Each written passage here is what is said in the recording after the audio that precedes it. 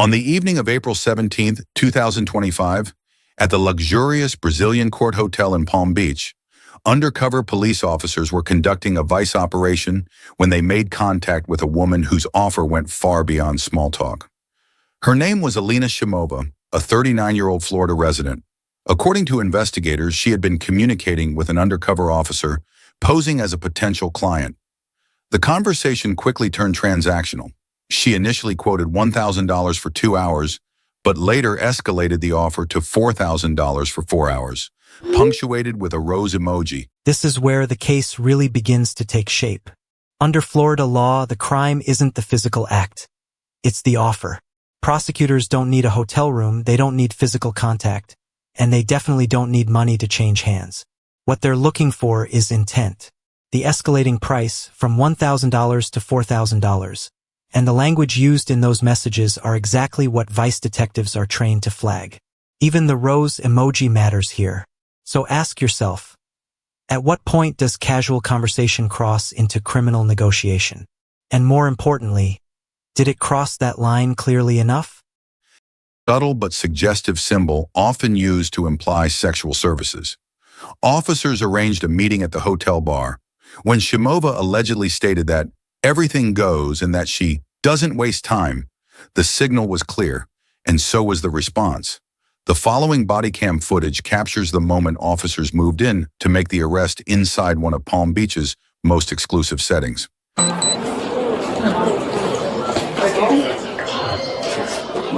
Hey, Palm Beach Police. What? Palm Beach Police Department. Watch how fast the tone changes. One moment, this is a calm hotel environment. Next, it's handcuffs. From a legal standpoint, officers are already confident they have probable cause.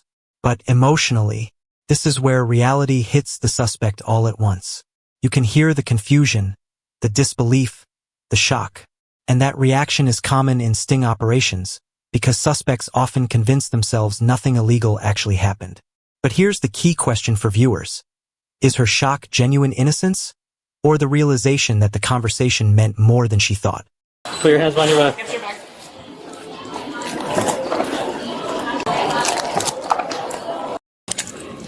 Bring her over this way, please. Walk up. Yep. Just take you to the front. Bring that way. You got it.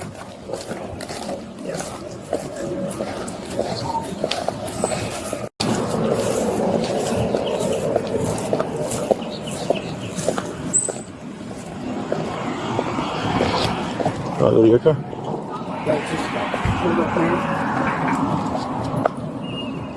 Alina. Please, sorry. Yeah, what? You have a vehicle here that we'll have to address being parked? Yes, yeah. It's there? Okay. Are you with anyone? No, I'm alone. You're alone? Okay. Alright.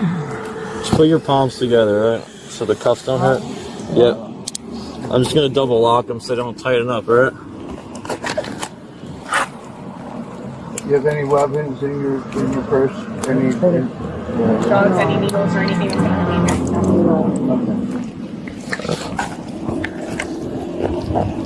What's wrong? You're under arrest for offer to commit an act of prostitution. Do you understand that? Why? Why? Yeah, what they did. What did you agree to? I just meet with this guy Okay.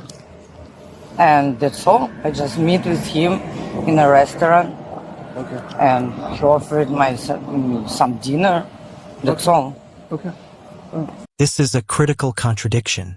She insists this was just dinner, just a meeting, nothing more. But police aren't reacting to what's being said now. They're reacting to what was already documented before this meeting ever happened. Text messages, negotiated rates, implied services, that's the backbone of the charge. In court, credibility matters. And when a suspect's explanation doesn't align with written communication, juries tend to side with what's documented. So here's the real issue.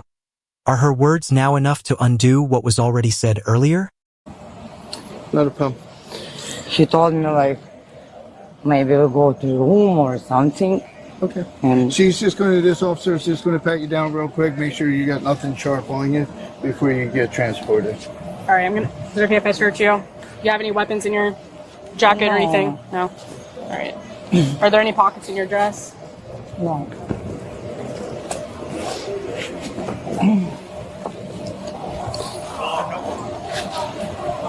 Come walk with us over here to the patrol car.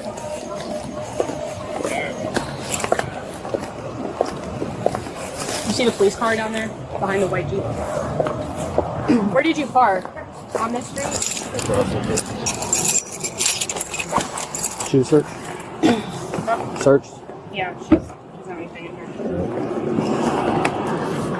Before you hop in the car, do you have anything in your body, No, I in your don't. panties, anything like that that's hidden on you? No, I don't have any. Okay, it'd be an additional charge if you get it into the jail, okay? What? It would be an additional charge if you would get it into the jail. Additional charge? I Yes. don't understand what this means. Like if you, I'm giving you the opportunity to tell me if you have anything hidden on you. No. Yeah, okay.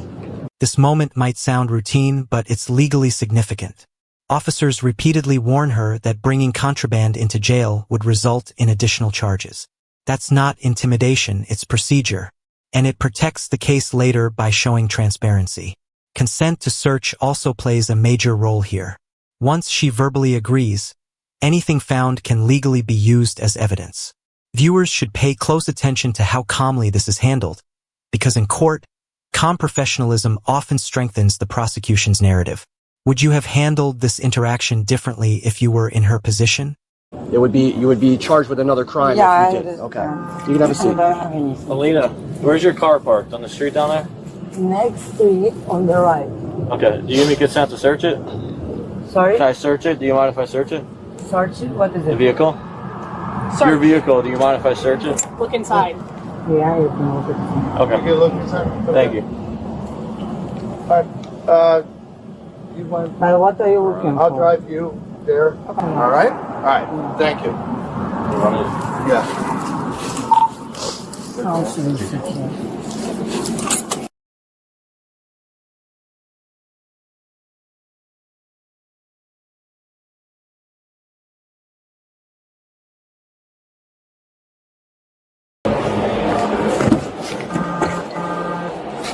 Okay, Elena. Switch.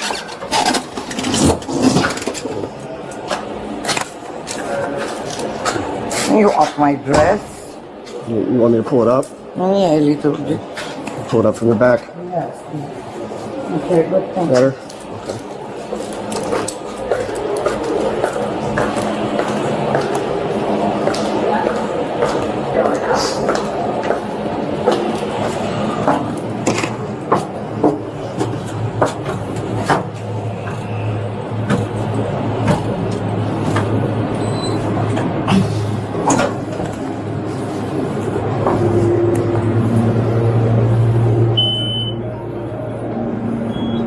Hello.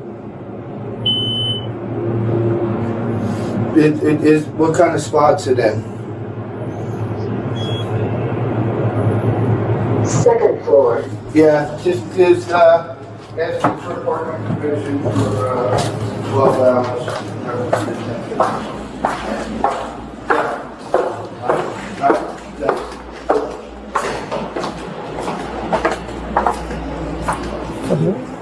Detective? Property there. Just got a watch and a bracelet and necklace. Okay. There we go. What's it? Fugazi.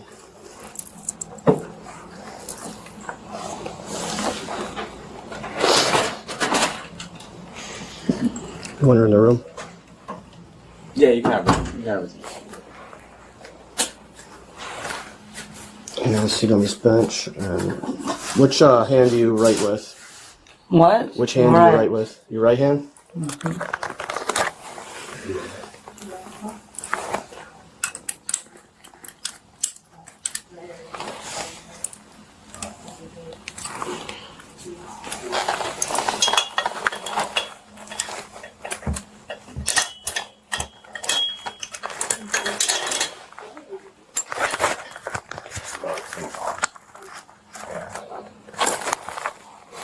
question still stands. She was arrested and charged with offering to engage in prostitution after police say she negotiated rates and made explicit suggestions in exchange for money. Officers reported finding 5 condoms, lubricant, and a notable amount of cash in her possession. This is where prosecutors believe their case locks in. Condoms, lubricant, and cash on their own, none of these items are illegal. But combined with prior negotiations, police argue they form a pattern consistent with intent. Defense attorneys, on the other hand, would argue assumptions and coincidence. And that's the courtroom battle right there. Evidence doesn't speak for itself. Lawyers give it a voice. So here's the debate. Do these items confirm the offer? Or are investigators reading meaning into ordinary possessions? Items they believe supported the allegations. However, as with any case under Florida law, it's critical to remember, Ms. Shimova is presumed innocent until proven guilty in a court of law. No conviction has been made, and she has the right to a fair and impartial legal process. If you'd like to see more body cam footage and real-time police encounters, don't forget. At the end of the day, this case comes down to one central legal question. Did the communication alone rise to the level of an illegal offer under Florida law? Police believe it did. The defense would argue ambiguity, intent, and interpretation. No conviction has been made, and the presumption of innocence still stands, but the evidence paints a complicated picture of how modern sting operations work in real time. Now we want to hear from you. Did law enforcement get this right? Or did this go too far? If you found this case as shocking as we did, make sure to hit that like button, share your thoughts in the comments, and don't forget to subscribe for more jaw-dropping courtroom breakdowns. Don't forget to subscribe to Bodycam Stories and tap the bell to stay informed when new videos go live.